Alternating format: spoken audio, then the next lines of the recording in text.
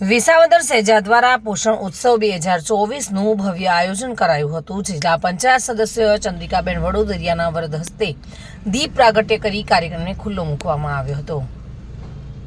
In charge CDPO Lilaben Vadher દ્વારા શાબ્દિક સ્વાગત કરાયું હતું અને આ પોષણ ઉત્સવ 2024માં આરોગ્ય વિભાગ, મધ્યાહન ભોજન વિભાગ તથા આંગણવાડી સુપરવાઇઝર, ઓફિસ સ્ટાફ, આંગણવાડી કાર્યકર્તા બહેનો, હેલ્પર બહેનો, આંગણવાડીના લાભાર્થીઓ બહેનો ઉપસ્થિત રહ્યા હતા।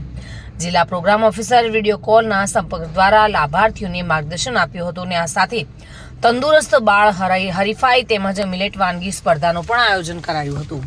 1 થી 3 નંબર વિજેતાઓને પ્રમાણપત્ર એનાયત કરાયા હતા અને આંગણવાડી વર્કર બહેનો દ્વારા રોલ પ્લે તેમજ મંગળ દિવસ વિશે માહિતી પધારેલા વિદ્યાર્થીઓને મહેમાનો આપવામાં આવી હતી। ઘટકના સુપરવાઇઝર પૂનમબહેન દ્વારા સરગવાથી થતા ફાયદા તથા પ્રજ્ઞાબહેન સુખાનંદી દ્વારા મિલેટ વિશે સમજણ પણ આપવામાં આવી હતી। આમાં પોષણ ઉત્સવ 2024 સફળતાપૂર્વક પૂર્ણ કરવામાં આવ્યો હતો।